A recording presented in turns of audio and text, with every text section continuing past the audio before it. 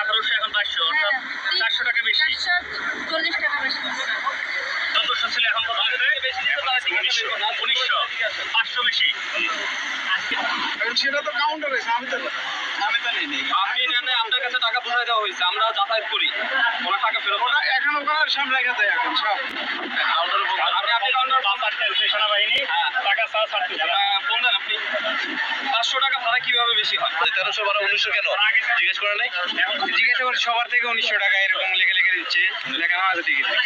গাড়িটি রয়েছে সেটি চট্টগ্রাম থেকে ফুলবাড়ি দিনাজপুর পর্যন্ত যাতায়াত করে এবং সেটি নর্মালি ভাড়া হচ্ছে 1300 টাকায়। সেটি নন এসি এবং লোকাল বাসের মতো অনেকটা, কিন্তু সেই গাড়িটির প্রত্যেকজনের কাছ থেকে ভাড়া সর্বনিম্ন 1900 এবং কারো কারো ক্ষেত্রে 2100-2200 টাকা পর্যন্ত নিয়েছেন। এবং এমনটাই হচ্ছে সেনাবাহিনী তল্লাশিতে ধরা পড়েছে এবং সেনাবাহিনী সেই টিকিটগুলো জব্দ করেছে এবং মালিক পক্ষের সাথে কথা বলার চেষ্টা করছেন এবং সুপারভাইজারকে নির্দেশ দিয়েছেন যদি সেই ভাড়াটি পরিশোধ না করে ফেরত না দেয় তাহলে সেক্ষেত্রে তাকে এই মুহূর্তে থানায় নিয়ে যাওয়া হবে। গাড়িটি সবাই এমনটাই বলা হচ্ছে।